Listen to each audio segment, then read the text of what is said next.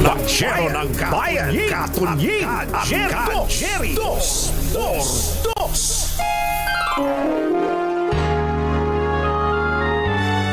Kauna-unahan sa Pilipinas.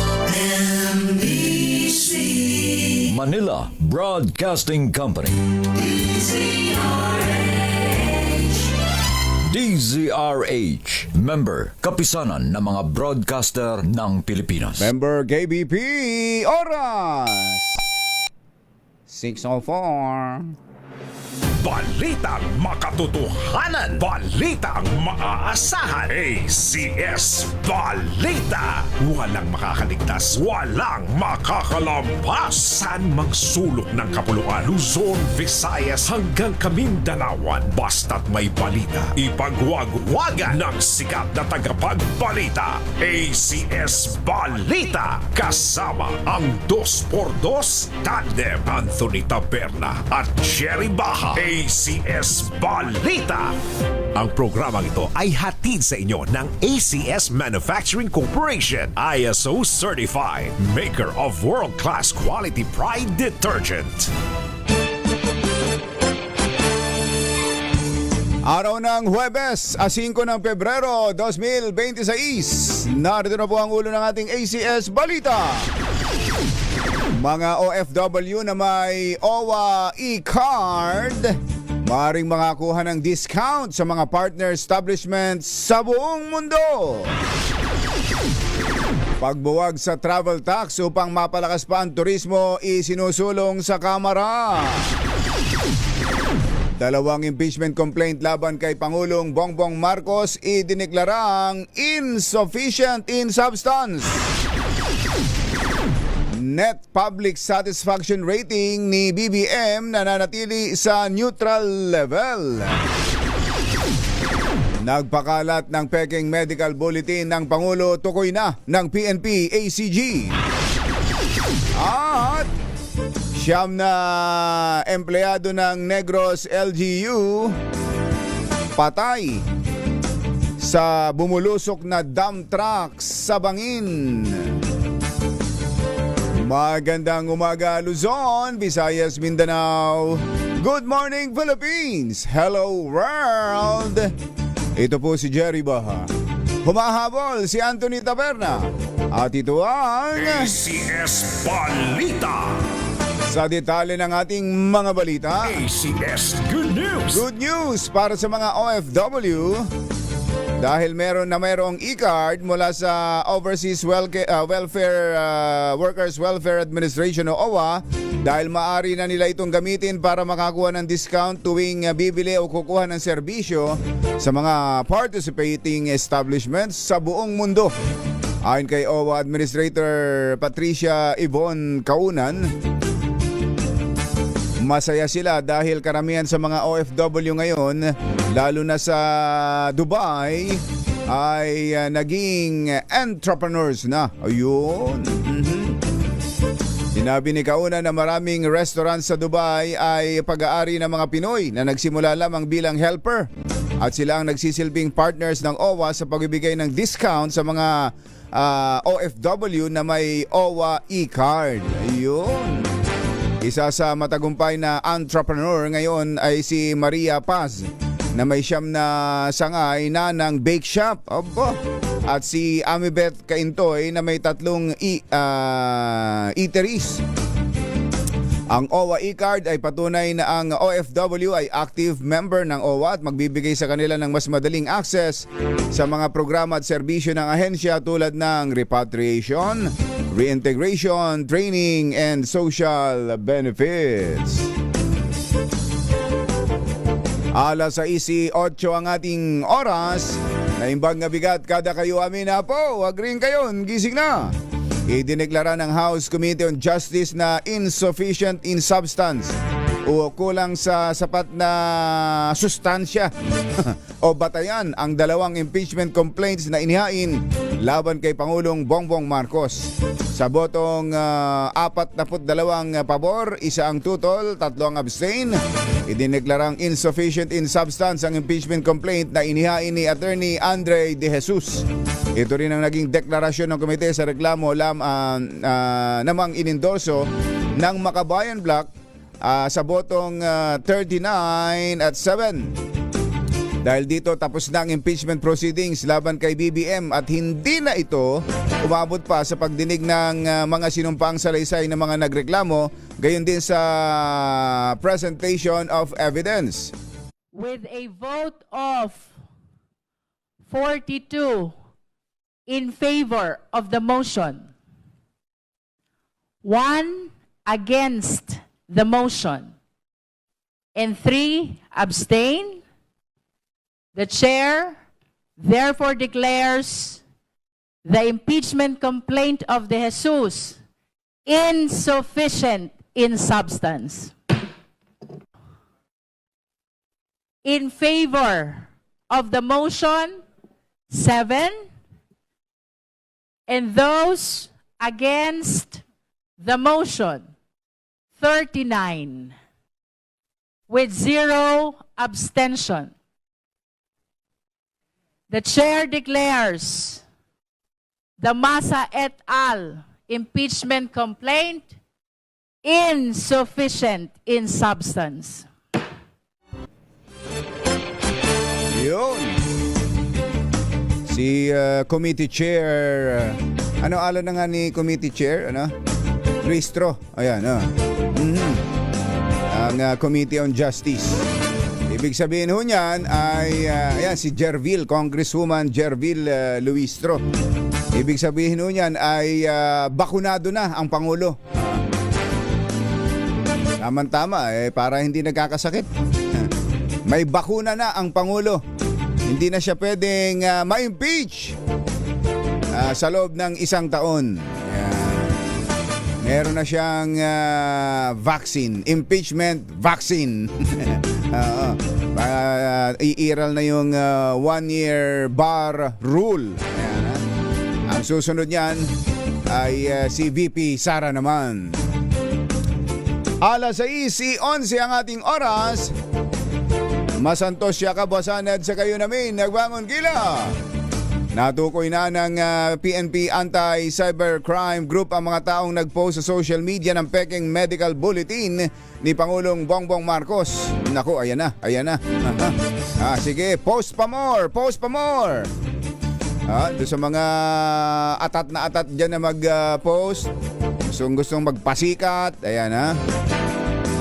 Gustong nakikilala sila, sikat, gustong sikat na sikat sila, ayan ha. Ayon kay PNP ACG Director Brigadier General Wilson Azueta, kilala na nila ang mga nag-upload ng dokumento sa kanilang social media accounts, ngunit hindi pa muna ito isisiwalat habang hindi pa tapos ang investigasyon. Ayon kay General Azueta, bumuo na siya ng isang team na makikipag-ugnayan sa St. Luke's Medical Center at iba pang ahensya para sa mas malalim na investigasyon. Nauna nang inatasan ni PNP Chief General Jose Milencio Nartates Jr.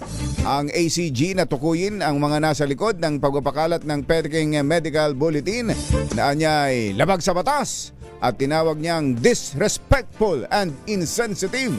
Itinanggi ng St. Luke's Medical Center na silang naglabas ng naturang medical bulletin at sinabing ang dokumento ay peke, falsifikado. Susunod, Tito Boy! Nako, ano bang nangyari na kay Congressman Meow Meow? Oo. May pag-asa pa kaya itong makabalik sa Kongreso? Oo. Yan! At iba pang mga nagbabagang balita sa pagpapatuloy ng CS Balita. 6:13 ang ating oras. DZRH number 1 Na naman! sa Metro Manila, pati rin sa saan mang sulok ng kapuluan. ACS Balita! ACS Balita! Ang programang ito ay hatid sa inyo ng ACS Manufacturing Corporation, ISO Certified, maker ng world-class quality Pride detergent. Hi, hi, hi! Maganda morning! Anong araw today, kumbachero? Today is Laundry Day, Friday! Yuhuu! At pag Laundry Day, Friday, all you need is Pride washing machine detergent. May triple stain away formula, kaya tanggalang makapit, madikit, malupit na dumit man siya, kaya easy ang labada. Kaya pala mula noon hanggang ngayon, All you need is pride. All you need is pride. ACS. Ang 2x2 tandem Anthony Taberna at Jerry Baha. ACS Balita!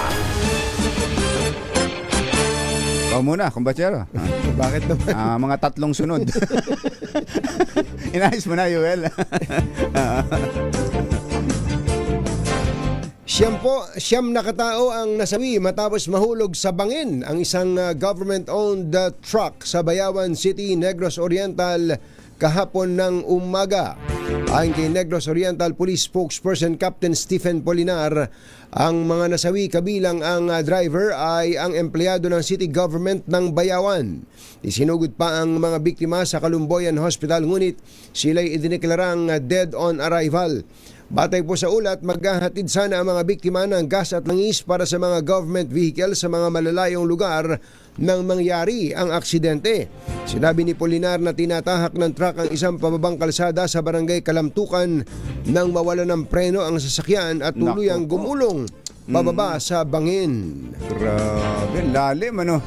Ilan yung patay? Siyam. Kung nga ito, kumbachero, dapat kahit na malalayo ang mga LGU natin, na may maintain pa rin ang mga sasakyan na yan. Oo nga, tinan mo, yan tinan mo. Mario Joseph. Sabi siguro kabisado ko naman to pagka nawalan ka ng kontrol. Walang kabi-kabisado pag nawalan ng kontrol. Alas 6:18 ang ating oras. Mayong aga, mga pinalangga, bugtaw na kamo, gising na. Isinusulong ni House Majority Leader and Presidential son Sandro Marcos ang House Bill 7443 o Travel Tax Abolition Act na naglalayong buwagin na ang travel tax na dagdag gastos lamang sa mga pasahero. Yan. Mukhang nakakain ng spinach itong si Congressman Sandro. Ito, mga isang linggo na to. Isang linggo na yan. Nung nakaraan, ang sabi, no work, no pay. Ayan, oo. Ngayon, no travel, no tax. Hindi. No travel tax. No travel tax. No travel tax. No travel tax. Lahat ng no. Tapos, impeachment. No to impeachment. Ayan, oo. No permit, no entry. Susunod yan. No ID.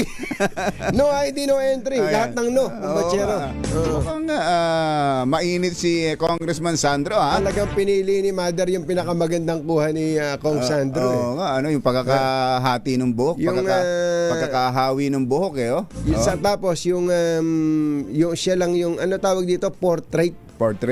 Yung siya lang yung Naka-blurred lutang, yung mga nasa likod, blurred. Oo. Ganda ng pagkakakuha mo dito, Mother. Tapos yung buhok ni Sandro parang pinadilaan sa baka, no? Hindi, para sa kalabaw Ayos. Layunin din ang panukalang ito ni Congressman Sandro na gawing mas abot kaya ang pagbabiyahe ng mga Pilipino at palakasin ang turismo. Sa ilalim ng panukala, aalisin ang travel tax na ngayon ay ang travel tax pala depende sa sa class. Yes. Kapag economy, 1,620. O yun nga, 1,620 pag economy. Kapag ikaw ay naka first class, ako economy at business class, 1,620. Oo. Kapag first class, 2,700. Mas pag mahal. business, 1,620 1,620 lang din. Pag first class pala, Iba yung 2,700. first class Oh. Ba't kaya magkaiba pa yan? Parehas din pareho naman. naman aeroplano, pareho din naman oras ng lapad. Sabay din darating. Git ng presidential son ng mataas na gastos sa pagbiyahe ay nagpapababa ng paggalaw at paggastos ng tao, at kung alisin na ang travel tax ay makakatulong ito sa pagbangon ng ekonomiya at turismo. Alas 6:21 na ng umaga, mayong aga mga pinalangga, bugtaw na kamo, gising na! Ipinag-utos ni Public Works Secretary Vince Dizon ang pag-iimbentaryo sa lahat ng hindi natapos na school buildings at classroom sa buong bansa. Layunin po ng nationwide inventory na tugunan ang nasa 165,000 unit na backlog sa konstruksyon. Para kay Dizon, sa halip na laging tingnan ang mga bagong proyekto, dapat din munang ayusin ang mga nakabinbing proyekto upang matapos na. Bahagian niya ito ng pagsisikap ng pamahalaan na matugunan ang lumalaking populasyon ng mga mag-aaral at masiguro ang maayos na kapaligiran sa pag-aaral alinsunod sa mandato ng Pangulong Bongbong Marcos. Ito yung mga hindi natapos. Oo. Kasi Nasa ilalim na ang ng gumawa, DPWH. DPWH. Kasi yung mga ipapagawa ng DepEd ngayon, DepEd na. At bago yun. Mga bago yun. Mga bagong Oo. classroom, DepEd, LGU, Ayan, mga private sector. yun po yung sa DepEd na. Pero yung mga luma, Oo. ibig sabihin siguro, mga napondohan na rin nung nakaraan, Oo. DPWH pa rin. Dapat ituloy yun. Naponduhan na. Baka marami dun na i-award na rin. May mga contractor na hindi lang naituloy ang Yung trabaho. pa pala, no? Lalo ngayon, ayaw nang magtrabaho yata ng mga contractor at hindi nga nababayaran. Hindi nababayaran eh. Oo. Si Mar Ponsalan. Hoy, Marcos Salan, Ang tagal na raw niyang hindi nakakita ng pera. Pero alam mo, yung ibang negosyo muna ninyo ay sikasuhin nyo. Yung Ponsalan Funeral funeral homes. Manong, alam mo na. Alas 6:23 ang ating oras. Diyos maray na aga sa Indogabos mga Bicolano. Matanang mo, gising na. Hindi na bago at nananatiling neutral nasa neutral level ang satisfaction rating ni Pangulong Bongbong Marcos sa pinakahuling survey ng SWS. Batay sa resulta ng survey, sa huling quarter ng 2025, nakakuha si BBM ng not satisfaction rating na -3 o halos walang pinagkaiba sa -5 na nakuha niya noong third quarter. Ito ay makaraang lumabas na 40% ang satisfied sa Pangulo mula sa 1,200 respondents noong nakaraang taon o mataas lang ng 1% mula sa 39% noong survey ng September. Habang ang dissatisfied ay 43% mula sa dating 44%. Ayun. Kapag ganun lang kasi ang 1 to 2%, halos wala talaga. Sako pa ng ng parang margin of error. Margin of error pa rin yun. Ayon sa SWS, kapansin-pansin ang malaking pagbagsak naman ng satisfaction score ng Pangulo mula nang maitala niya ang plus 10 score o moderate level noong second quarter ng 2025 at ang plus 9 score noong January 2025. Madaling salita akong batsero, pag pinag-aralan mo, mula nung nag-speech siya ng mahiya naman kayo, imbis na umakyat yung kanyang satisfaction sapagkat siya ang nagbuyang-yang noon, hindi gumalaw. At in fact, kung sabi mo yung mataas pa yung satisfaction, net satisfaction niya dati noong January saka June, bumaba pa, no? Bumaba pa ng konti, konti. Pasok sa margin of error, kaya parang ang pagsuma neutral. So yung mga kababayan natin hindi pa na-appreciate yung ginawa ng Pangulo. Naghihintay ng resulta kasi talaga. Kasi sundan natin yung narrative na ang Pangulo ang nagsalita niyan. Hindi niya gagawin yan kung may involvement siya. Kaya ang gusto niya may managot. Sino man ang dapat managot. Magandang umpisa. Magandang narrative Talaga. At baka nga hindi alam ng Pangulo na ganito pala kalala yung sinimulan niya. So ang tanong na lang doon hanggang sa paano ba niya tatapusin? Ayun, Sinimulan niya, paano ba niya tatapusin? Yun ang iniintay ng ating mga kababayan. Matatapos kaya ang termino ng Pangulong hindi ito tapos. Yun ang masakit. Na ito'y nakabuyang-yang. Pero gaya na ibinalita ko kanina, for 1 year, ay bakunado na ang Pangulo sa impeachment. Wala na siyang dapat na ikabahala na siya sisipunin. Dahil bakunado na. Siya. 6:25 ng umaga, lakyam, diap, gohon na. Achi, Mr. Jalom Tang, tanghali na. Nanawagan ng ceasefire si Senador Erwin Tulfo sa gitna ng world war ng Chinese Embassy at ilang opisyal ng Pilipinas. Ito ang apilan ni Tulfo sa mga kapwa niya opisyal ng pamahalaan matapos mahalal bilang chairperson ng Senate Committee on Foreign Relations. Kasunod din ito ng kanyang pahayag na kung hindi gusto ng China kung paano umiiral ang demokrasya sa Pilipinas, mas mainam na lumayas na sila sa bansa. Muling sinuspinde ng Kamara si Cavite 4th District Representative Kiko Barsaga matapos aprobahan ng plenaryo ang rekomendasyon ng House Ethics Committee. Sa botong 238 ang pabor. 10 lang ang tumutol at merong 9 na nag-abstain. Ipinataw kay Barsaga ang 60-day suspension sa sesyon ng Kamara. Dahil sa suspension, hindi tatanggap ng sweldo at anumang allowance ang kongresista sa loob ng 2 buwan. Dahil suspended at hindi siya makakadalo ng sesyon, di ba?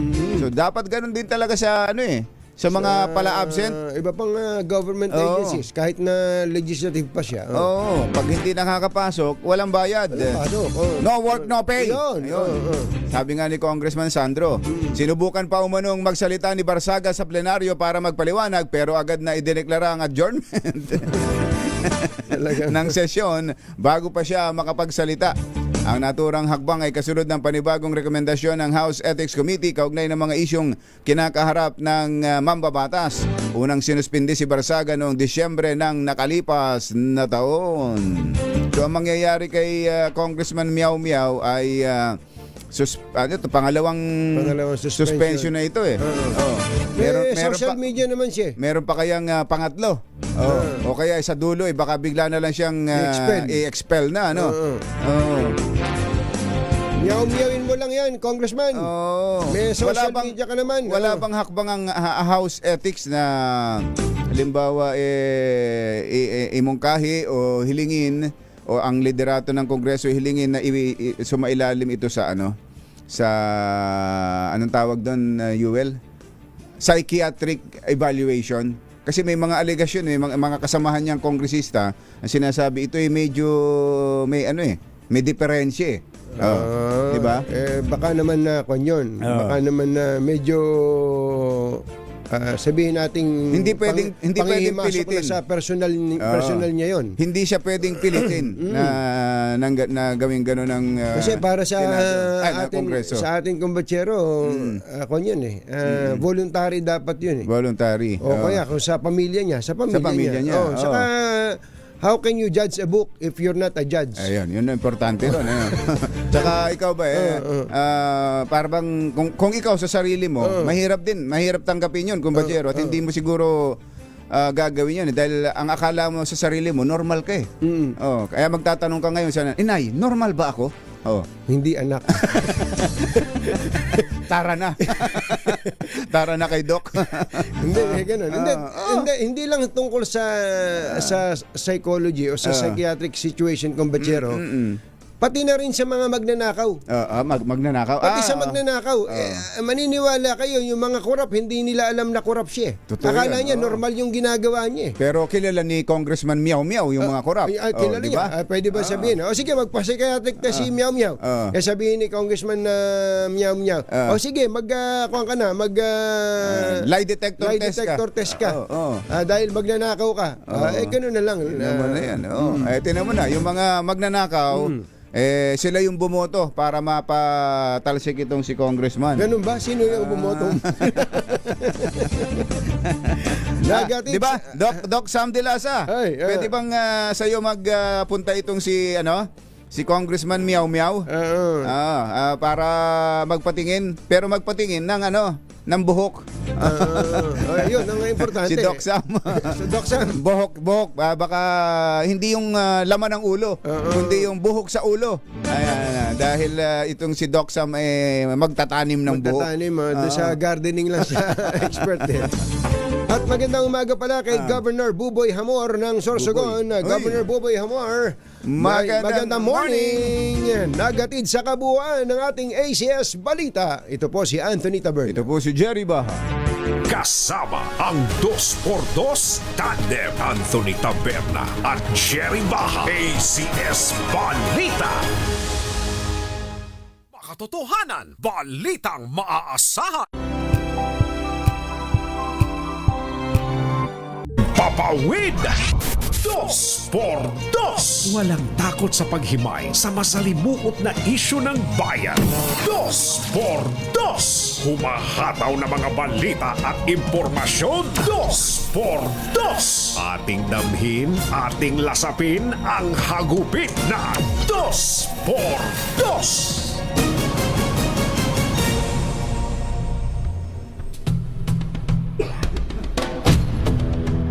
Mistulang nakaligtas ang Pangulong Bongbong Marcos sa unang pagtatangka sa Kongreso na pataliksikin siya sa Malacanang matapos na ideklara ng House Committee on Justice na insufficient in substance ang dalawang impeachment complaints laban sa kanya. Ang unang reklamo ay isinampa ni Attorney Andre De Jesus at ang ikalawa ay mula sa coalition ng Bagong Alyansang Makabayan na hindi na isa sa ilalim sa full hearing matapos matukoy kung may probable cause. Ngunit, kahit ibinasura na ang dalawang reklamo, ang committee report ay isusumite pa sa plenaryo ng Kamara kung saan didesisyonan ng 318 congressmen and congresswomen kung pagtitibayin ang pagbasura sa Ayun. impeachment o babalik ta rin ito sa pamamagitan ng 1/3 votes o kabuang 107 na kongresista. Sinabi ni Justice Committee Chair Congresswoman Jervil Luistro na tanging 1/3 votes lang ang kailangan upang mabaligtad ang desisyon ng komite at muling buhayin ang impeachment complaint laban sa Pangulo. Isyu ng katotohanan. 2x2! At maitim ang balak, magtago ka na. 2x2! Si Jerry at si Anthony, narito na. 2x2! Hahataw ng todo, urado ka. 2x2! Ang katotohanan, dala nila. 2x2! Walang sinasamba pali, maniwala ka. 2x2! Hataw ng gusto, tol, umasa ka. 2x2! 2x2!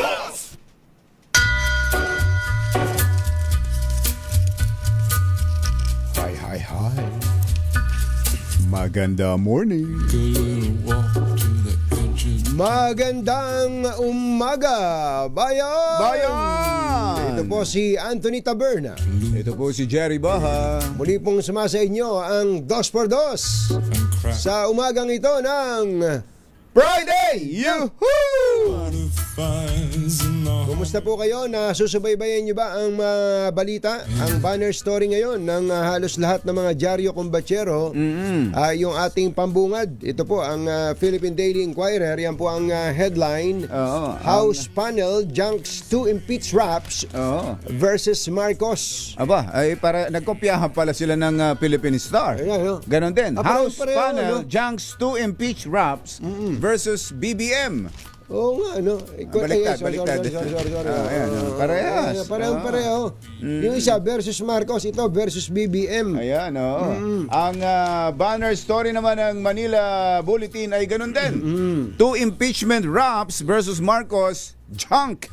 Baka Ayan, magtampo yung Manila Times, House panel, junks complaints versus Marcos. Ayan, pare-parehas. Ito namang Puro pala ganun. ito namang Tempo. Ito po mga kaibigan, Jillian Ward may manliligaw na. Hindi yan. Iba yan. Teka muna, ngayon lang may manliligaw tong si Jillian White. Oo, ilan taon na ba yung Bihira kaganda-gandang bata? Siguradong dati pang maraming manliligaw Malamang, yan. si Jeric dito, 12 anyos pa lang hindi pa nga natutuli, nanliligaw na eh. Nanliligaw na. Oo, kaya ito, shabu smugglers convicted. Yan, matindi to, ha? Buti nga yan. 1 billion worth of shabu. 2019 to, kumbachero. Oo. So yan po yung mga banner story. So kung tapos na si PBBM, yung kay PBBM, ang susunod, baka next week, ay yung kay VP Sara naman. Oo. Na-refer din yun sa House Committee on Justice. So, ang sitwasyon po, mga kababayan, kung pagbabatayan natin ang desisyon ng Korte Suprema, yung initiated, Oo. yung pag-initiate ng complaint, impeachment complaint, yung pong referral sa Committee on Justice. Oo, At ito yun. na po yung action ng Committee on Justice. Ibinasura po yung sufficiency in substance. Oo. Wala daw pong sapat na sustansya. Oo, Walang kasustansya. Yun, ganun din. Parang Ganun lang. ganun. Oo, Yung yan pong sinabi. dalawang complaints. Kapag dinala ito sa plenaryo, alam na rin natin. Parang alam na rin natin ang magiging mangyayari. itsura nun. Nung araw, pagka ganito ang labanan, may mga masasayang congressman eh. Oo, talagang. Kapag may impeachment complaint, kapag may yung matindihan at may matindihan talaga. Dahil alam nila may malakasan. may malakasan. Yung iba nga dyan, kumbatsero, nagwawala-walaan pa eh. Ibig sabihin hindi mo mahagilap. Oo. Kailangan ng boto nila, hindi mo mahagilap. Ayan, oo. Eh di, May magpapahabol, magpapakipot. Magpapahabol. Sabihin nung isa, boss, meron dito. Hindi, may paninindigan kami. Apat nga kami dyan eh. Ilan, boss? Apat kaming may paninindigan dyan. Ganon. Meron na kaming isang boto dyan. Nakausap na ho namin yung isa. Sabi, hindi. Sabi Grupo kami. Hindi, one for all for one. Meron kami dito. Yan ang paninindigan namin. Hanggang sa darating na yung ultimo ora, kumbatsero. Yung botohan na. Yung wala pa rin. Wala pa rin yung apat. Wala pa rin apat, pero nandun na sa isang kwarto doon. Tatawagan tayo niyan. Tumawag nga. Boss, ganito na raw ang... Kakausapin yung pahay na ba tayo dito? Sige na. Lagay Lagay Ay, Congressman! Munti ko nang mapangalanan eh. Congressman, magandang morning sa iyo. Talaga namang marami ang masayang congressman pagka may mga namumroblema na mga ibang executive officials. Yan ang mga masaya sila. mga masasayang panahon pagka may congressional investigation sa mga asukal, sa telco. Ayan, agriculture. Masayang ang Talaga mga naman. congressman niya. Alam Aktibo. Aktibo. Sa budget Ayan. deliberation. Ayan, Napakasasaya niya, no? At syempre, itong impeachment hearing. Hearing na yan. Yan. Ang daming mga maliligaya dyan. Ganda ng Talaga ngiti naman. ni Congressman. Ang mga kumbatsero ng bayan, Katunying at Ka-Jerry. Ang tanong dyan, kumbatsero, happy ka na ba dyan? Ang sabi ni Senator Loren Legarda, happy naman ako. Happy naman. Bakit naman Senator Loren Legarda naging happy ka? Si Senator Loren pala umupo na kahapon, kumbatsero, bilang Senate President. Wow. Kaya yung mga chismis kahapon, yung mga nakakaraang araw, na si Senator Loren Legarda ay nagpapasimuno ng kudita sa Senado. Ayun, nangyari na nga. Ayan o, naipanood nyo ba? Pinipicturean pa siya ni Ping Lacson. Parang avid pa ni Senator Loren Legarda, si Ping Lacson. Ayun, si dating Senate President ay nakaupo na dun sa miyembro, sa baba. So, ang tawag siya, Madam President. Hindi Mr. President. Madam President. Bigyan mo nga ng audio, itong pangyayari na to. Ayan, ang tumayong majority leader ay si Mig Subiri. Ayan. Madam President, I move that we adjourn session until 3 o'clock in the afternoon, Monday, February 9, 2026. I so move, Madam President. Any objections? I don't see the minority here, only the majority. This is also in cooperation with the minority. With the minority, They know that yes. we're going to adjourn early. No objections heard. Session is adjourned until Monday, 3 o'clock. February 9, 2026. O, sanay na sanay. O, di ba, Thank you very much, practice? Madam Pwede. Practice. Pwede. Ano ba ang nangyari dyan, Kumbachero? Bakit ba? Para maintindihan lang, baka akala ng mga kababayan natin, nagkakuditan na talaga sa Senado. At si Senator Loren ang Senate President. Kasi itong mga nakakaraan, di ba, siya yung ibinabalita na nagpapasimuno ng kudita na idininay naman niya. At mukhang meron talagang pagkilos at siyang itinutulak, siyang inginunguso na para papalit. Nag-counter yung majority. Nag-counter yung majority. Gapangan yan eh. Nag-counter. Hanggat hindi final ang bilangan, ang botohan, wala pa. So ang nangyari yung kabilang grupo, may ginapang ang inaalok na maging Senate President si Senator Ligarda. Nag-counter tong sila Tito Sen. Ang ginawa nila, ginapang din si Senator Ligarda at sinabing hindi ka na kailangan dahil ako mismo ibibigay ko sa iyo ang Senate Presidency bilang Senate President. Kaya lang hindi pa ngayon. Hindi, ngayon na. Bago tayo mag-adjourn, uupo ka na. Pinaupo na. Bago na. Jerry Ba at Anthony Taberna sa 2x2 sa DZRH. Alaga naman ang politika sa Pilipinas. Meron daw pong halos 200 Pinoy na biktima ng scam hub sa Cambodia ang inuwi na ng bansa. Alamin natin ang report live mula sa NAIA, si RH15 Giselle Ricafort. Coming, Giselle!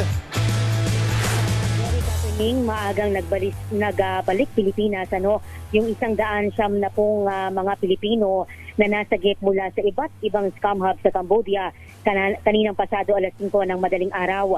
Sinalubong ni Migrant Worker Secretary Hans Leo Kasdak at iba pang mga opisyal ng gobyerno dito sa NAIA Terminal 1 ng mga biktima na sakay ng chartered flight ng Philippine Airlines. Isa yung hindi nakasama sa repatriation dahil kasalukuyan pa siyang sumasailalim sa dialysis sa Phnom Penh. Ayon kay Kasdak, pinangakuan ng malaking sweldo ang mga biktima sa legal na trabaho pero binitbit sila sa mga scam hub kung saan ilan sa kanila yung nakaranas pa ng torture o pananakit. Nasa 30 pang mga human trafficking victim. Sabi ng kalihim, yung pinoproseso pa yung repatriation sa mga susunod na linggo yan o araw. Chinese operated daw yung mga scam hub kung saan ilang mga boss na ng mga ito yung naaresto ng mga otoridad doon. Kung illegal recruiters naman yung pag-uusapan, sinabi ni Kasdak na may 30 ng mga naaresto yung Justice Department. Batayan niya sa pahayag ng mga dati ng repatriate, dumaan sila dito sa NAIA at sa mga backdoor para makalabas ng Pilipinas. Pakinggan natin. May mga apprehension. May mga apprehension, di ba? May mga nauulat nga pa nga na even from sa China, meron ding law enforcement crackdowns na dinala sa China, di ba? Crackdown talaga. So it's not just the physical, it's the physical crackdown on the facilities and the people running the facilities. 877 na nating mga kababayan yung na-repatriate ng gobyerno mula Cambodia simula 2022 na pawang binigyan ng tulong pinansyal at kabuhayan. Binigyan din sila ng psychological o sasailalim din sila sa psychological examination at binigyan ng pamasahe para makauwi na sa kanilang mga lalawigan. Ito si Giselle Ricafort para sa DZRH na sa Pilipinas, una sa Pilipino.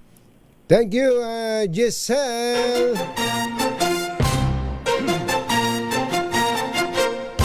Katonying at Ka-Jerry. Anthony Taberna, Jerry Baha, ang samahang pinatibay na ng panahon. 2x2.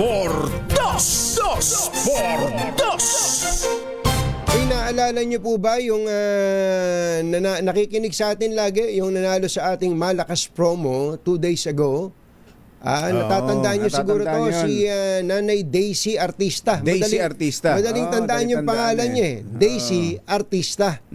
Yung naalala niyo, yung nakikipwesto lang sa isang tindahan, yung tindahan ni Jonel. Pinapwesto siya na sa isang sulok ng tindahan At para ang tinitinda makapagtinda lang ng niya kape. kape. Oo, kape lang. Makapagtinda ng kape. Naikwento po sa atin itong si Nanay Daisy na mabigat ang buhay dahil yung kanyang mister na-stroke. Na-stroke. Na dating nagtatricycle. Dating nagtatricycle. Na-stroke pa. May mga anak silang nag-aaral. Pasan-pasan ni Nanay Daisy Artista ang daigdig, kumbaga, pasan-pasan niya ang daigdig. Maya-maya po ng kaunti ay i-share po namin sa inyo na binalikan ng ating kasama rito na si Sherwin Alfaro, si Nanay, para i-deliver na. Alam niyo naman kami dito, hindi naman kami politiko. Pag nangako kami, tinutupad namin. Ang pangako, wheelchair. Siya ng wheelchair. Ayan. Ayan, Mamaya po ay meron kaming ipapapanood sa inyo na isang maikling video ng pag-deliver po natin ng wheelchair. At iba pa. At iba pa. Ito ho kasi, ito'y ginawa natin, hindi lang dahil number one na naman ang DZRH, kundi nakitaan ho natin itong si Daisy Artista ng katangian na pwedeng parisan ng marami sa ating mga kababayan. Totoo. Biruin mo, mister niya, dating nagtatrabaho na stroke. Siya parang may karamdaman din siya pero hindi bumigay. Hindi sumuko. Talagang kahit na pagtitinda ng kape alang ang kaya niya, talagang yun ang ginawa niya. Saka kumbatsero, gusto kong isingit doon na hindi madali na kakapalan mo yung mukha mo, makikitinda-tinda ka doon nakitinda-tinda. Mabuti na lang at mabuting tao din si Junel. Ito pa. Handa ring tumulong si Junel sa kanya. Kaya nga napakagandang kwento na parang maging inspirasyon sa marami sa atin. Mamaya po, hintayin nyo lang po at mapapanood natin ang pagbisita ni Sherwin Alfaro doon sa tahanan ni Nanay Daisy Artista. Sandali po lamang, oras po natin. Achi, ahya, Mr. Jalomtang, Lakyam, Gochap, Sihun. 6 na minuto na lang, alas 7 na ng umaga.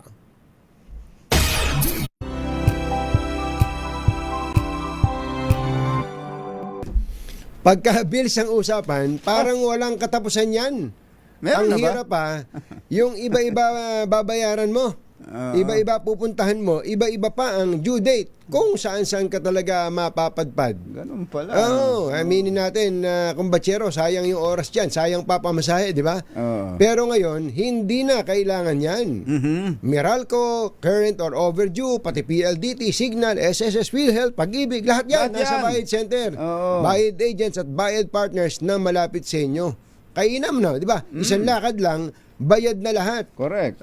Tipid na sa pamasahe, tipid pa sa oras. Yan yung practical. Yan ang diretso serbisyong hindi ka paiikot-ikutin. At kung bayad ang pag-uusapan, yan yung dating Bayad Center, ho. 28 years na yan, kumbatsero, nakaagapay ng mga Pilipino sa mga bayarin. Kaya basta bills payment, piliin ang tatak na matagal na, tatak bayad. Supervised by the Bangko Sentral ng Pilipinas. Eto na. Eksakto, en punto. Ang dami nag-aabang. Alas 7 na ng umaga. Eto na, kung ba tama. Ang dami niyang nakatutok sa atin. Nakaantabay din si Kong Ador Plato, kumbatsero. Sige nga. Sa kwento nitong si Daisy Artista. Ayan. Nailalahad sa atin ang ating RH6, Sherwin Alfaro. Go, go, go! Eto muna. Oo, meron siyang... Panoorin nga muna natin ito.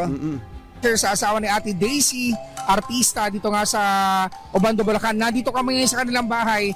Papasok kami dito sa may Barangay San Pascual, Obando, Bulacan. Samahan kami. Ito, ihahatid na natin itong wheelchair ng asawa ni Ate Daisy.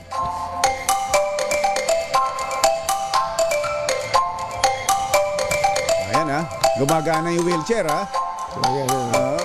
Ayan, bumilis. Mabilis pala yung wheelchair na yun. Ang layo pa sa main road. Saka daan taunan talaga eh. Oh, Eskinita. Sakto. Pero at least kasya yung wheelchair. Kasya naman, oh. Ito na. Uy, may mga sampay. Ano ba yan? Ilang bagyo na po yung ulan sa amin. Anthony Jerry, ito yung bahay ni Ate Daisy Artista, yung winner natin nung isang araw dito sa Obando, Bulacan. Yung kanyang miser nasa loob ditong parang guho. Ito po, pasok po. Tumumba na yung bahay niya. Ayan, parang bumagsak na yung ano nangyari ho dyan sa bahay? Bagyo po. Ano na? Binagyo po yan eh. Tsaka po nung pinagawa ko yun, talagang naan po siya. Gumagalid bigla dahil yung sa baha po, umampas yung, lumaki po kasi tulit tubig dito eh. Oo. Umano po yung mga kahoy, bumigay. Yung miser niya po nasa loob? Ito po. Nakabuwal na yung Hindi natin bahay. makita. Opo. Duko po kayo, baka mauntog kayo. Dahan-dahan, Sherwin. Yung anak ko po kasi paggabi po siya nagtitinda. Hindi ko naman po makuha magpagawa. Gawa nang wala rin po.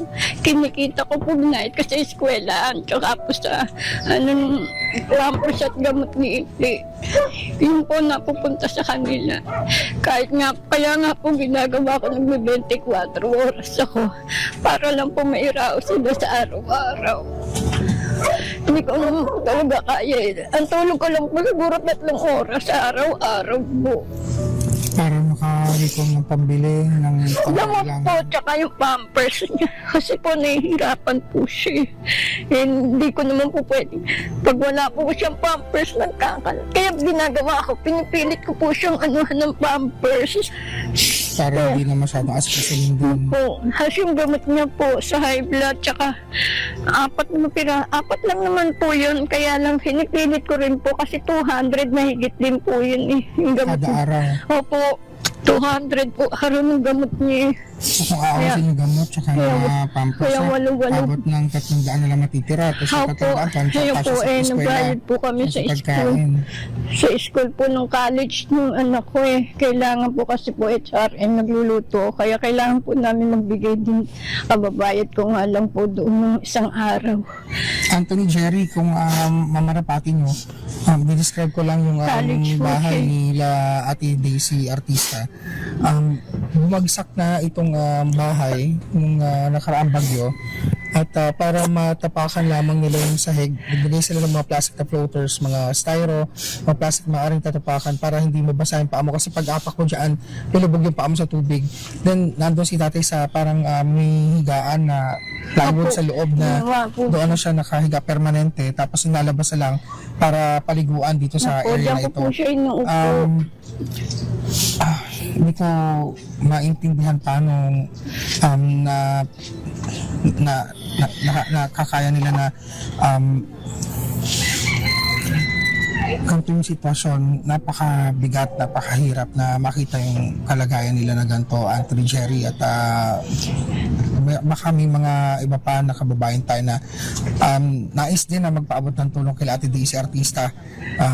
Maaari po makipag-ugnayan sa atin sa DSRH Operation Tulong. Yun, nagpapasalamat tayo dahil sa pamamagitan ng DSRH Operation Tulong, meron yung nagagamit na wheelchair si Tatay Ipe. Opo, at, para po madala ko siya ng Malolos kasi po kailangan din po niya i-check para sa check-up. Opo. At yun, sa iba pang pangailangan para maitayo yung bahay, yun siguro yung kailangan nila na tulong dahil wala, bagsak, dapa, alam mo yung dumapa na pinadapa ng bagyo, ganun yung itsura ng bahay.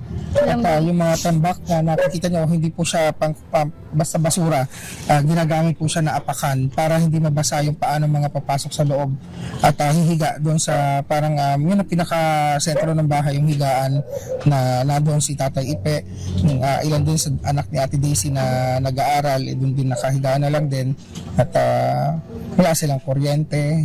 Wala po. Titiis lang po kami sa solar. May solar po kasi nagbigay sa amin si Vice po. Yan, so baka maaari natin tulungan pa sila Ate Daisy. Jerry, Anthony, pauna na. sa mga nais magpaharating ng dagdag na tulong, ito, dagdag na tulong na nais natin ipaabot kay Ate Daisy, 2,000. Ate Daisy, maaaring makatulong sa kay tatay o sa pagpapagawa ng makaipon sana kayo ng pampagawa ng bahay para po makuha ng pampagawa. hindi natin alam sa susunod na bagyo kung hanggang saan ang tubig at abutin na naman yung loob niyo. Ay, lagi po kami nasa evacuation. Laman po kami ng tawiran sa eskwelahan po. Kasi po, minsan po ang barangay sa amin, tinatawag po kami, dinadala po kami sa evacuation. Kasi kayo lang yung nakadapa ng bahay. po. Oo. At sa mga nais na magparating ng tulong, andyan po ang 2x2 DZRH Operation Tulong para po kay Ate Daisy Artista. Maraming salamat po. Ayun. Nakatira na sila sa nakabuwal na bahay. Nakabal na bahay. At nakasawsaw sa tubig yung bahay na nabuwal. At Nasa loob. Kailangan kumain. Narinig mo ba yun, kumbachero? At nung oras na lang natutulog itong si Nanay Daisy. Kasi kailangan. Yung ama ng tahanan, siya dapat ang lagi naman, di ba? Ang provider sana, tinamaan pa Na-stroke. na-stroke pa. Baka talagang pinagtagpo tayo ng tadhana. Baka naman yung pakikinig ni Nanay Daisy sa DZRH ay isang palatandaan na kailangan tayong magkakilala. Magkatagpo-tagpo. At yun po yung una. Well, ang una, nung una nating nakita si Nanay Daisy, kahit na maliit lang, nadagdagan na siya ng regalo bukod sa 1,000 pinamimigay ni Sherwin. Tapos si Junel, di ba? Tumutulong sa kanya. Tapos si Sherwin palibase galante, naaabutan na naman siya ni Sherwin kahapon. Tapos yung si Sherwin talagang hindi matigil sa pagluha sa sitwasyon ho ni Ate Daisy, ni Nanay Daisy. Yung lugar na yon, hindi na dapat talagang tinitirhan yun. Yung bahay nilang yun. Sa sitwasyon yun.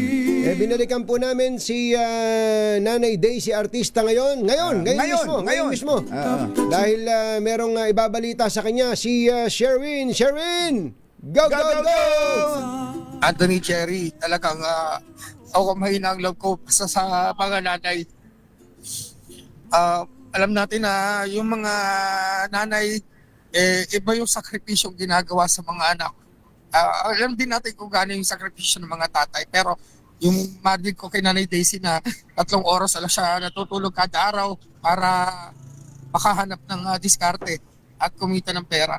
Dahil alam nyo, sa 87th anniversary ng DZRH, tampok natin yung tema ng Salitang Tayo. Ito yung pang ipaalala sa atin na hindi tayo nag-iisa sa anumang sitwasyon o lagay natin sa ating buhay. Nais nating bigyang lalim yung Salitang Tayo para i-promote yung inclusivity sa ating kapamayanan. At gusto nating ipakita sa mga tao na naniniwala ang DZRH na saan ka man sa mundo, naroon yung pakikisama, nandun yung Pilipino. Ang pakikiisa sa komunidad para sa ikaunlad ng sitwasyon ng bawat isa, gaya rin na pinapangarap natin ang pagpusad ng anumang ating sitwasyon. Gaya ng kondisyon at kasalukuyang pinagdadaanan ng pamilya ni Ate Daisy, nais nating iparamdam sa kanya na hindi sila nag-iisa sa kanilang problema. Kasama natin sila, kasama nila tayo. Katulong ang mga sanghay ng pamahalaan para makita natin kung gaano ka-epektibo ang dinamikong lipunan ng Pilipino na may pagtutulungan, may suporta system dahil naniniwala tayo na tayo ay hindi nag-isa dahil may Salitang Tayo na ang kapahulugan sa pakikipagkapwa at ganyan ang lipunang Pilipino.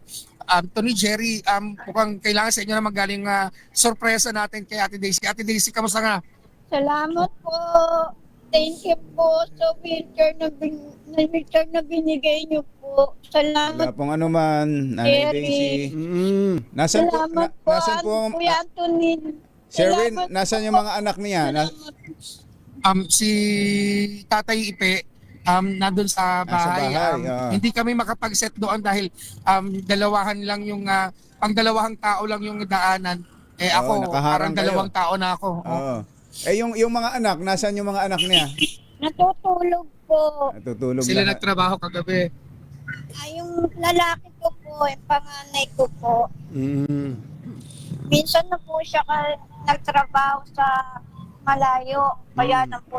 Nanay Daisy. Nanay Daisy, narinig niyo po ako? Opo. Opo, gaano katagal na kayo nakatira doon sa ganong sitwasyon, doon sa bahay ninyo na yon, na giba? Alam po yung anak kong bunso.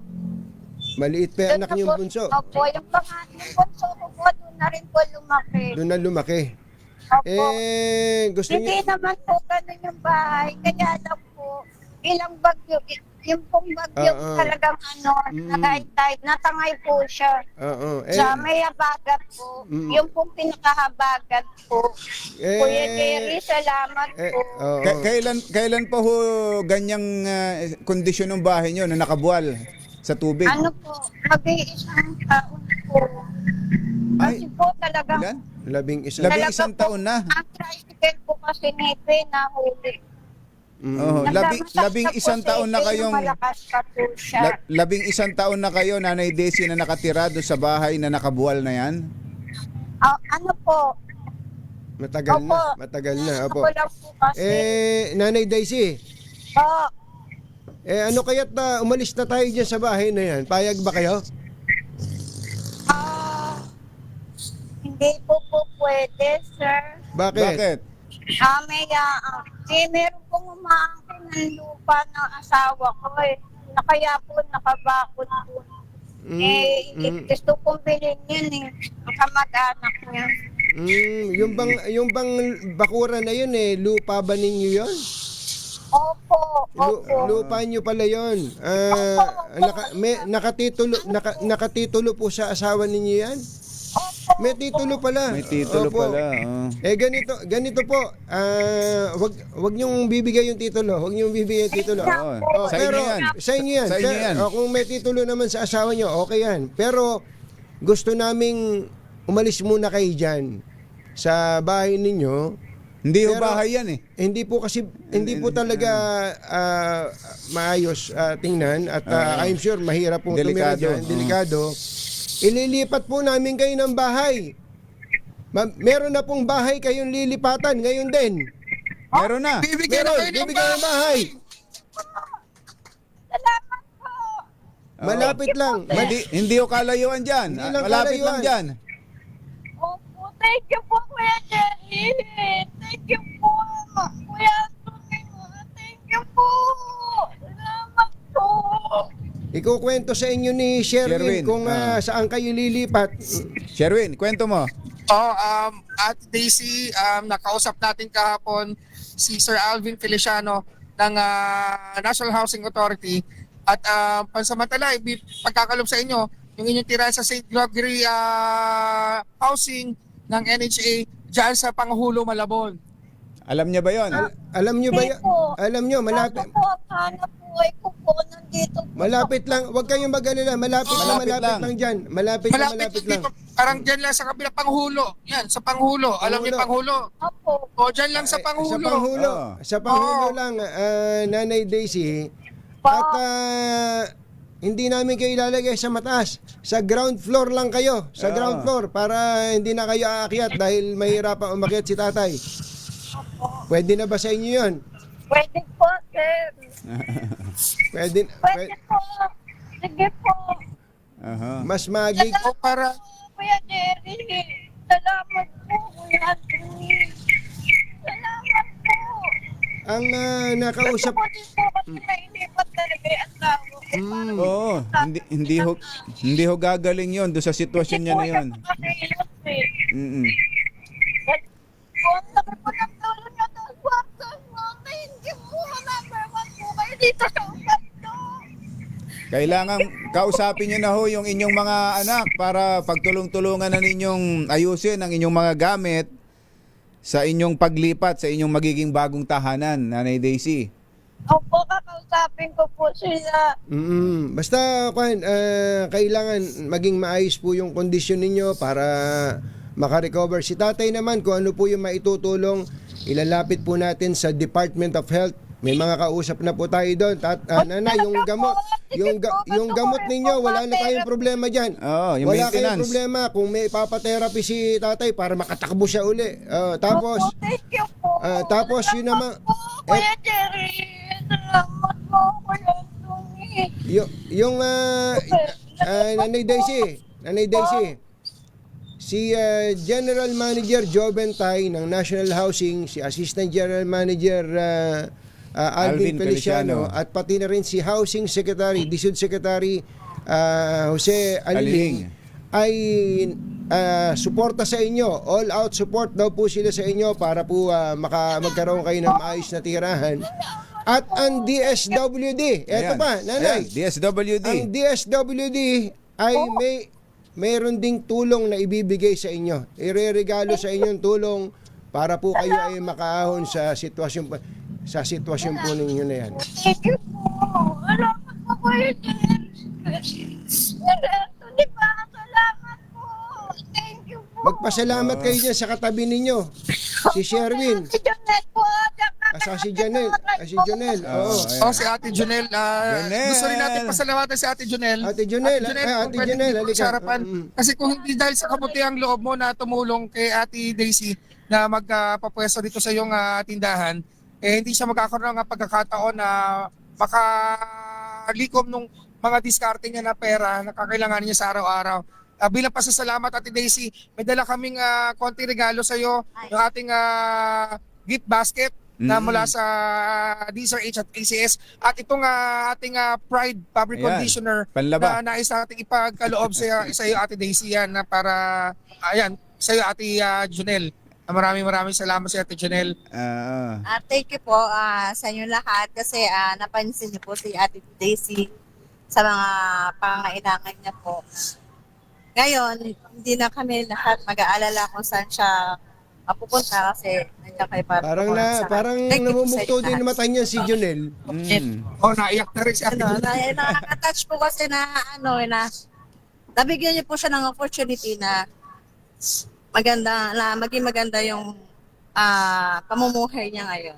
Kasi sobra talaga na naawa ko sa kanya na ganito yung kalagayan niya na hindi niya na matulog na para lang ma-provide niya yung needs niya sa pamilya at anak niya. Ayun po. Gandang umaga po. Gandang umaga, Ate Jonel. Maraming salamat. Katunying ka, Jerry, nagpapasalamat din tayo kay Miss Mika Salarza na nag-abot ng 2,000 piso na paunang tulong para kay Ate. Marami pa. Meron pa. I-ready mo Si Vic Lima. si Vic message Lima. din ngayon na magpapa-Gcash. Si Kong Ador ay magpapadala rin. I-ready mo yung Kuya Jerry. i-ready mo yung Gcash mo, Sherwin. Salamat po, Kuya Anthony, Kuya Jerry. Salamat po. Si Attorney Ordoña. May padala din. Magpapadala din si Attorney Ordoña ng tulong. At marami pa. Nanay, alam nyo, bago lang tayo maghiwalay ngayon, natutuwa kami dahil nagkakilala po tayo. Kami po ay humahanga sa inyo bilang isang ina na isinakripisyo po. Hindi sumusuko. Hindi po madali ang inyong ginagawa pero hindi po kayo sumuko para po sa inyong pamilya. Mabuhay po kayo. Alagaan niyo po yung sarili niyo. Wag po kayong magkakasakit. Opo. Salamat po, Kuya Jerry. Anthony, salamat po, Kuya Anthony, Kuya Jerry. Magandang po yung nakuha. At maging simbolo ito ng panimula, bagong panimula, Nanay Daisy, para sa iyo, sa iyong pamilya, kay Tatay Ipe na nangangailangan ng tulong. At alam namin na napakaraming mga kababayan natin yung nasa ganitong mga sitwasyon. At gusto po namin iparamdam at ipaalala sa inyong lahat na community tayo, isa tayong komunidad na Pilipino na tayo ay binubuo ng tayo-tayo. So tayo ay magtutulungan sa abot na ating makakaya at simula pa lamang ito, Ate Daisy, ng mga bagong kabanata sa iyong buhay. Sherwin, mamaya kausapin mo na yung mga anak. Ilan taon yung pinakabata? 16. Nag-aaral. Nag-aaral pa? Opo. Nasa school na ngayon. Nasa ate ko po siya. Nasa Kinuha ate po nyo. siya na ate ko. May nabanggit na parang may college pa no? Meron po yung HRM. 18 po. HRM. HRM. tingnan mo na. Oh. Hindi. Yung panganay nga lamang, yung 23 anyos, yung Nag-asawa na. naghihintay pa ng tawag ng trabaho dahil nag-apply na HRM ba yon? HRM, naghihintay ng tawag sa agency kung saan siya malalagay na trabaho. Yun ang nagsusumikap na sana ay makapasok din ng hanap buhay. Basta mag-usap-usap tayo, Sherwin. Nanay, maraming salamat po sa inyo. Thank you. Masaya po kami na nakilala po namin kayo. Opo. Ate Jonel, thank you. Marami po salamat. At maraming salamat Anthony Jerry sa 2x2 na kung hindi dahil sa inyo, kayo instrumento ng makabuluhang pagbabagong ito sa buhay ni Ate Daisy at ng kanyang pamilya. Live mula dito sa Obando, Bulacan, RH6, Sherwin Bata Alfaro, Diesel H, una sa Pilipinas, una sa Pilipino.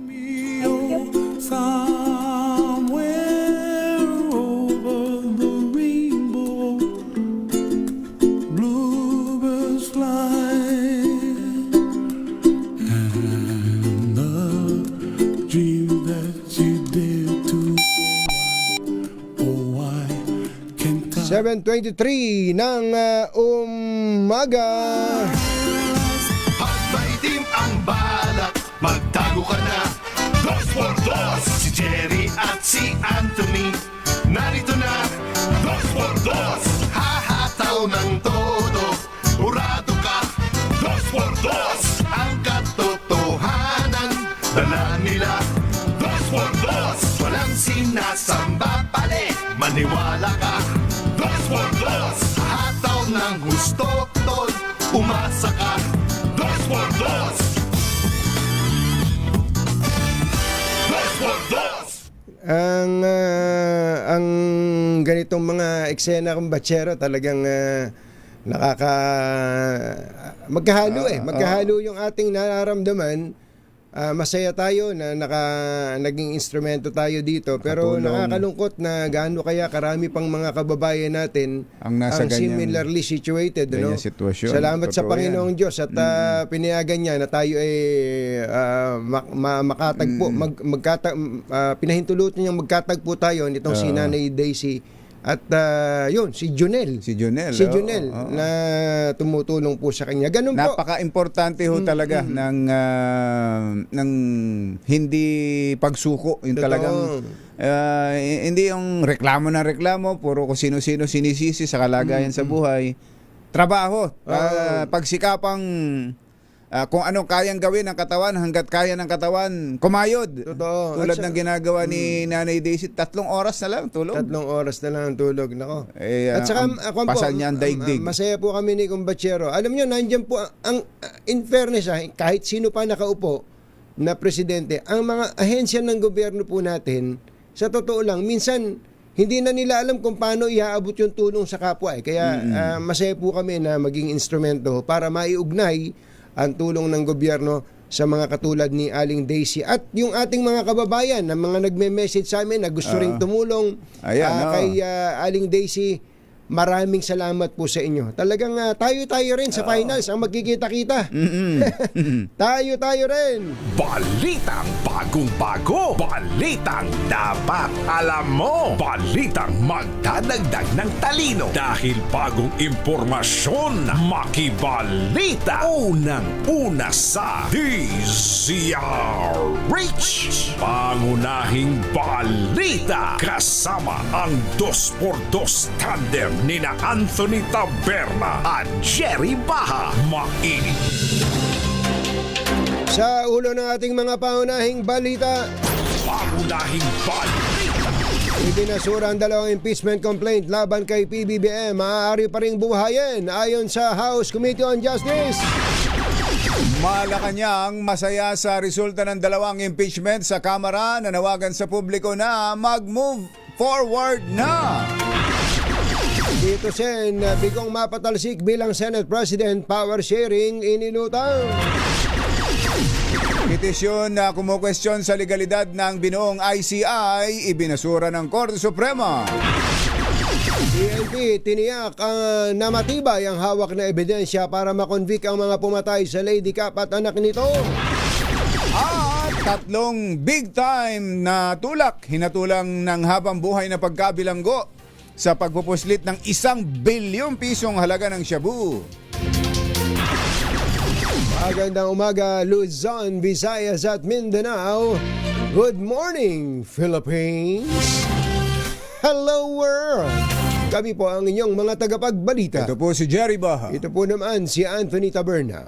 At ito ang mga pangunahing balita kasama si Secretary Sani Angara ng DepEd.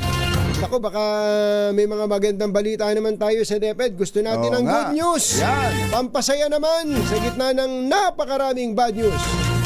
Susunod na.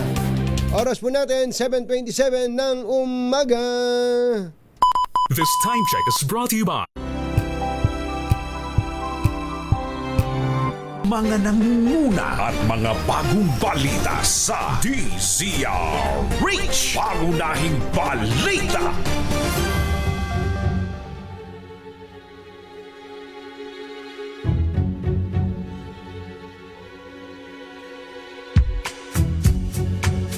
Alas 7:34 na po ng umaga.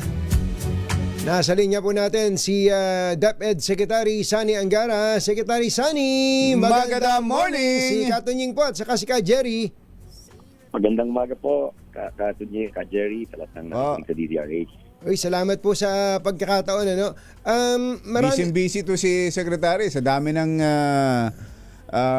laging kausap, lalo na sa local government secretary, di ba? Nitong nakaraan puro mayors ang nakikipagkita sa inyo para sa school buildings. At salamat po, tama ho yun. Marami kong lumalapit ngayon dahil ang gusto nga ni Presidente, hindi na isa o dalawang ahensya lang ang gumagawa ng mga classroom.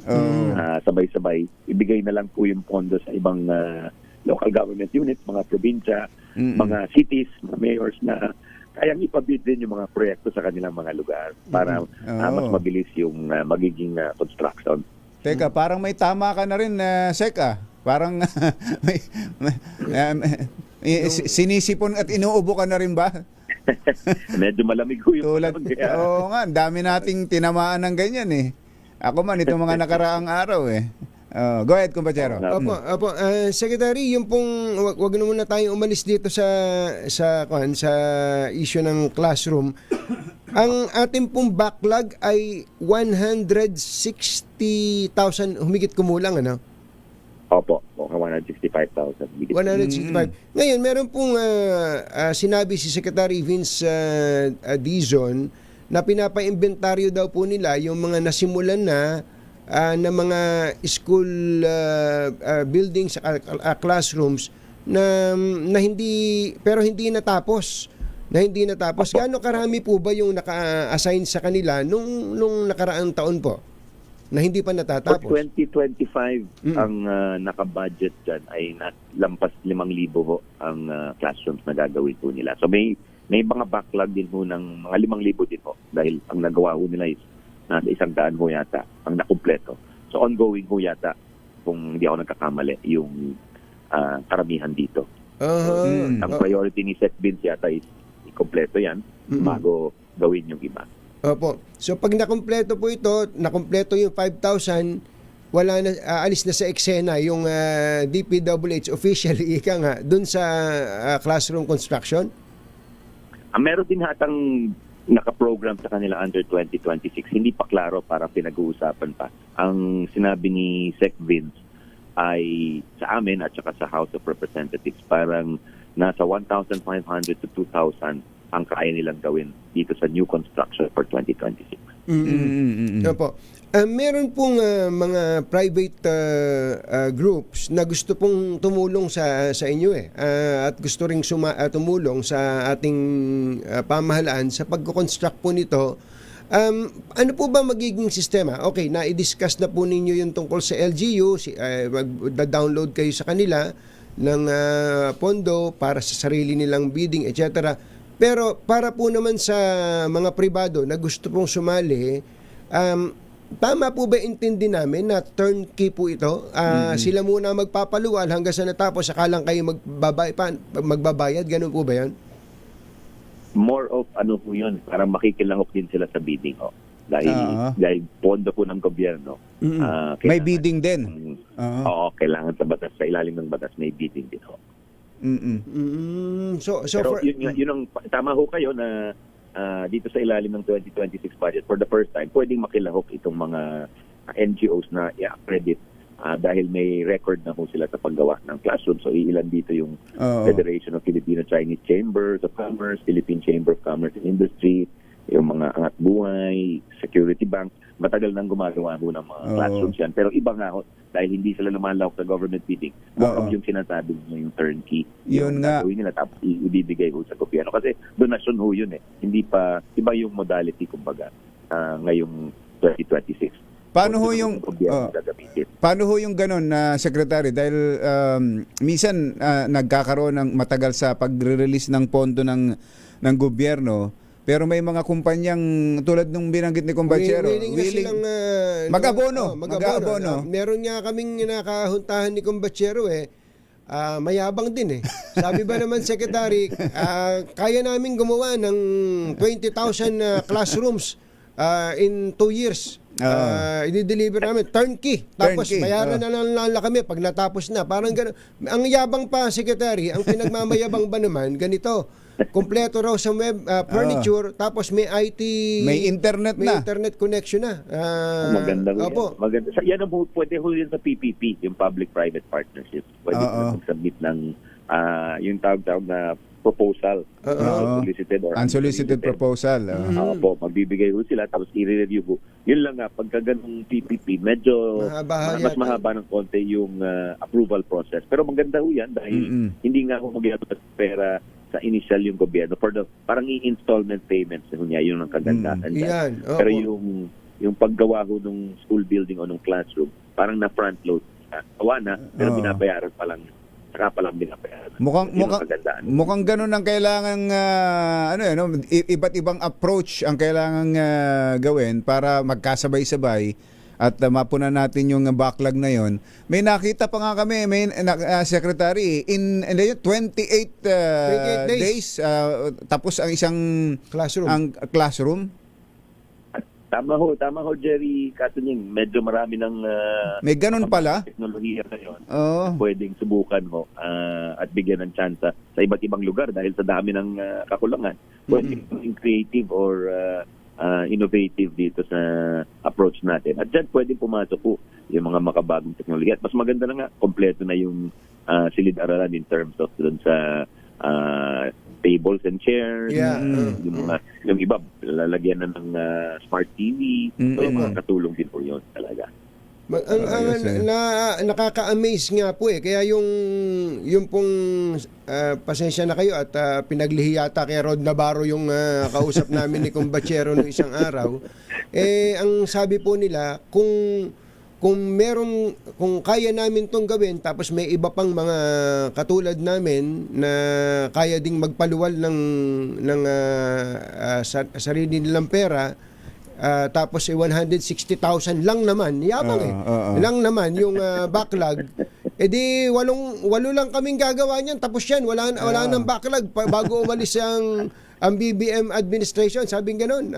Kaya daw Maganda ho yan. Mas maganda may mga taong gano'n ng pananaw sa buhay para may konting kumpiyansa at papasok po sa mga ganyang proyekto. Dahil yung iba, parang tila ayaw na masyadong pumasok sa mga kontrata sa gobyerno dahil sa nangyayari. Pero nakakatuwa na meron pang ganyang mag-isip. Kala ko sasabihin nyo, nakakatuwa at meron ganyang mayabang. May taong ganyang kayabang.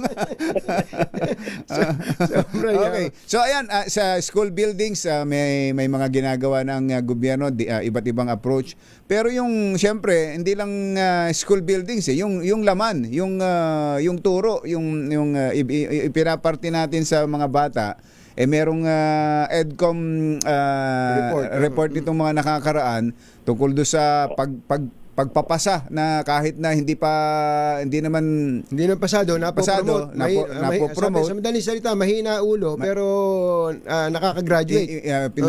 Ipinapasa, nakaka-graduate dahil naaawa. Tsaka do sa grading system, Secretary. Meron na ba kayong naging action doon?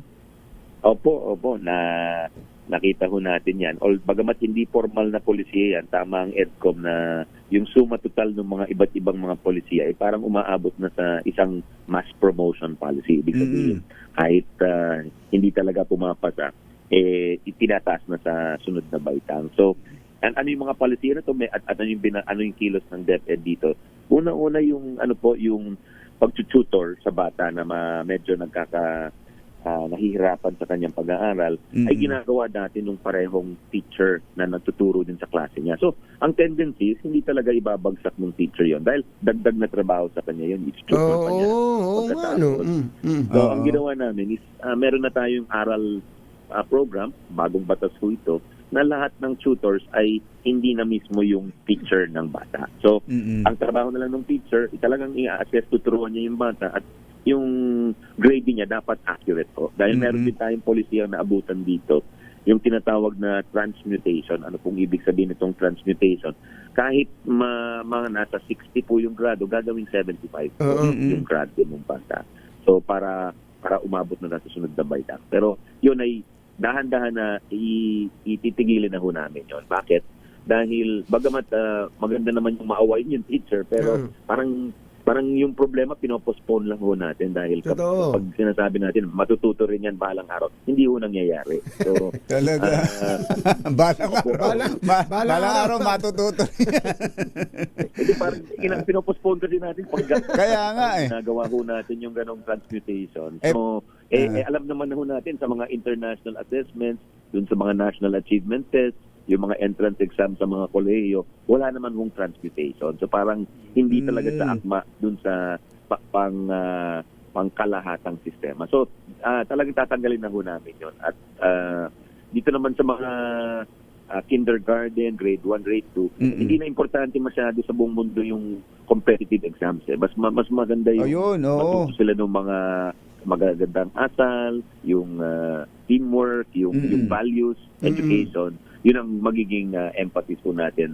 At yung competitive exams, later on na ho yun. Tama, yun ang importante. Sabi, di ba, Secretary, parang wala namang masama. Manggaya na lang tayo sa Japan. Sa Japan, di ba? Tama kayo, yung mabuting asal muna, no? Ang naitatanim kasi sa mga bata, simula pa lang, yung competition di ba, nagpapasik labang kaagad kahit murang edad. Samantalang dapat nakafocus tayo sa values, sa yung pagbasa, pagsulat at pagbasa. Tulungan ho, yung mga kailangan ho ng lipunan. So, sa Japan ho, tama ho kayo, magandang mga tinuturo dahil nasa kindergarten pa lang naglilinis na ho ng eskwela. Tama. Tuturuan paano itapon yung mga basura. Paano tumawid. Basura.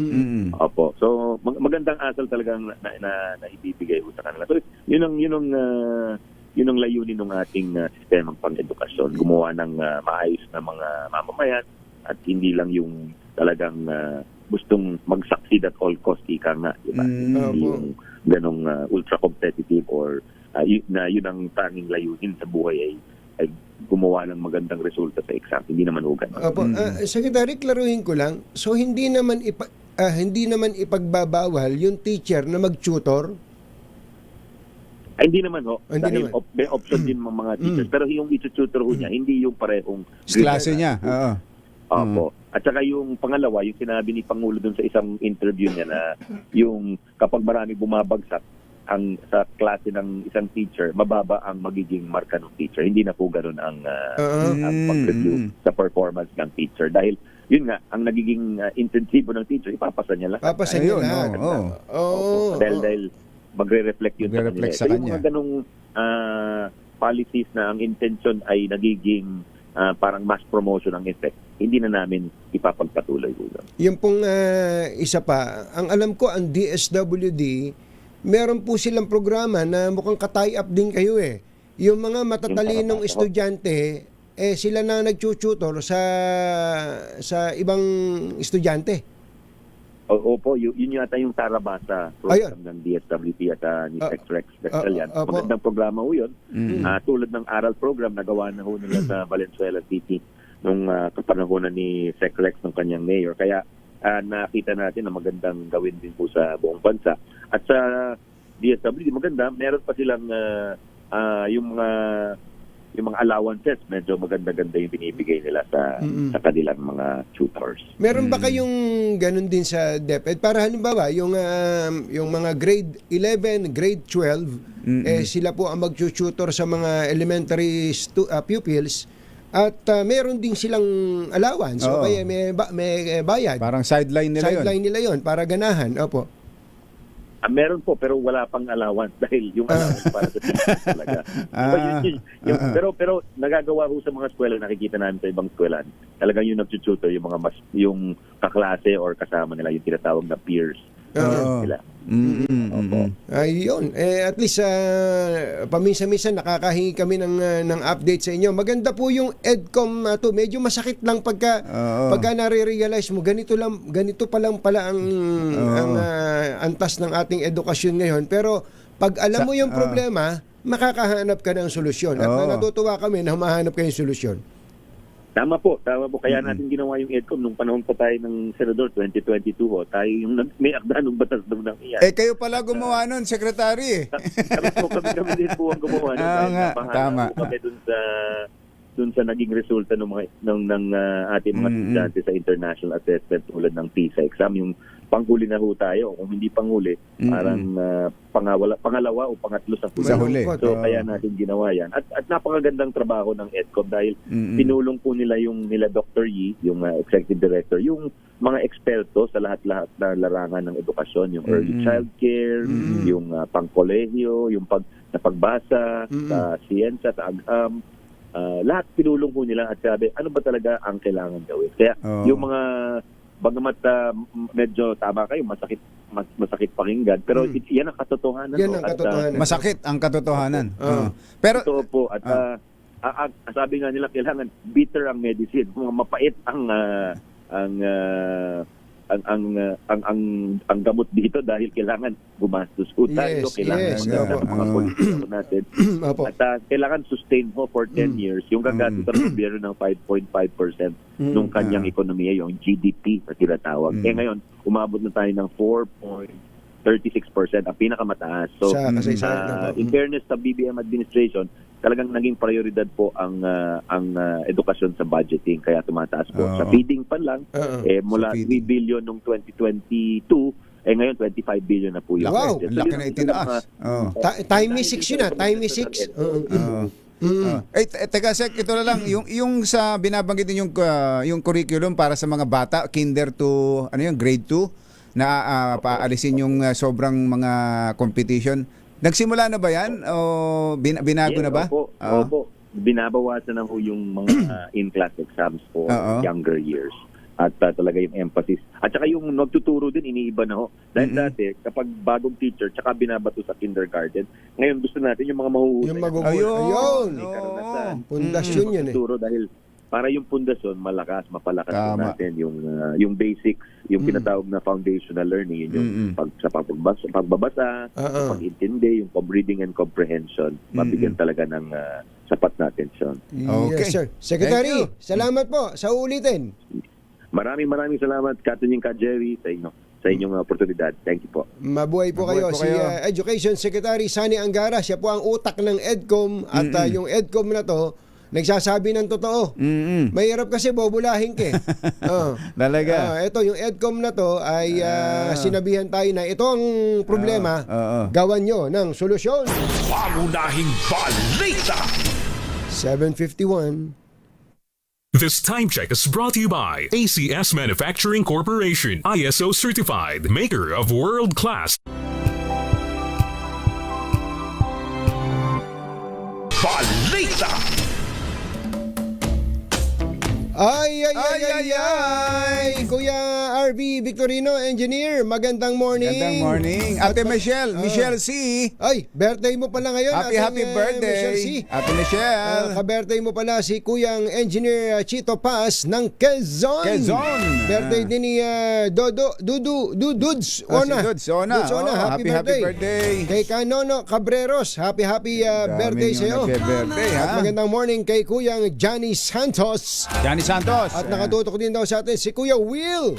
Will. Kuya Will at saka si Governor Sol Aragones. Ng Laguna. Ay, baka dapat nyo nang palitan yung bubong ng mga bahay ninyo, ha? Oo, buti na lang may bubong na maasahan. Gawa sa state-of-the-art technology. May aluminum na. May pintura pa.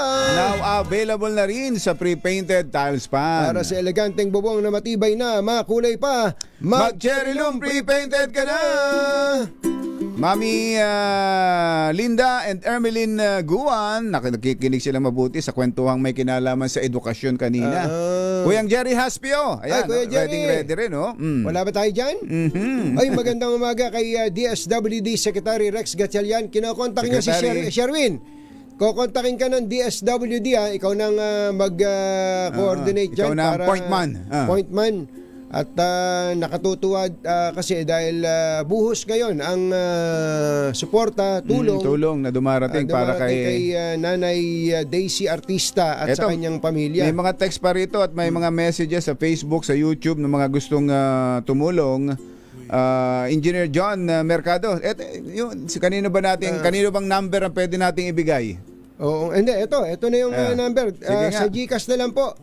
Mga kababayang nakikinig sa amin, alam po, yung iba, mga taga-Canada pa. GCash na lang po. GCash na lang. po tayo. Ito po yung number ni Maria Luisa Cabral. Ayan, Maria Luisa Cabral. GCash number. GCash number 0918-947-7264. Ayan, Wag po kayo magpapa-scam. Kami na po magko-coordinate para kay Nanay Daisy. Ulitin po namin yung number 0918-947-7264. Ayan. Makakarating po yan kay Nanay Daisy Artista at sa kanyang pamilya para po sila ay makabangon. Ito lang si Kuyang ayan, sabi ni Secretary Rex Gatchalian, magbibigay daw sila kagad ng update sa atin kapag ka po kung ano man yung kanilang gagawin. Tatador, play to. Thank you po sa inyo. Ang nakalagay ho doon sa GCash na ito ni Mother ay Lu AC para sigurado kayo. Maria Luisa Cabral yun. Kaya ang makikita nyo doon sa number niya pag magsesend kayo ay Lu AC. Yan, para hindi kayo maligaw. Hindi maligaw. Baka sa iba mapunta yung inyong tulong. Oo, importante po yan. Nagpapasalamat ulit tayo sa ating Panginoon Diyos sapagkat pinayagan tayo kumbatsero na makatadhana itong si Nanay Daisy Artista. Isang larawan ng nanay na hindi po susuko para sa kanyang pamilya. Isang Pilipina na handang-handa pong isakripisyo ang kanyang sariling lakas para po itaguyod ang kanyang sambahayan. Na hindi po tayo maghihinayang na tumulong sa ganung klase ng tao sapagkat alam natin na hindi siya gagawa ng masama. Hindi niya gagamiting excuse o katwiran ang kahirapan para gumawa ng masama. Hindi, gagamitin niya ang kanyang lakas para gumawa ng mabuti upang itaguyod ang pamilya. At yon ang katangian ng isang tunay na Kristiyanong Pilipino. At yun ang pumukaw, yan ang tumawag sa atensyon ng 2x2 ng DZRH at yan din ang pumukaw ng damdamin ng mga taga-subaybay ng DZRH at ng 2x2 na gustong-gusto ngayong tumulong. Yan ang damdaming bayan. Susunod na! Bye! Happy weekend! Woo! Think to myself, what a wonderful world. This time check is brought to you by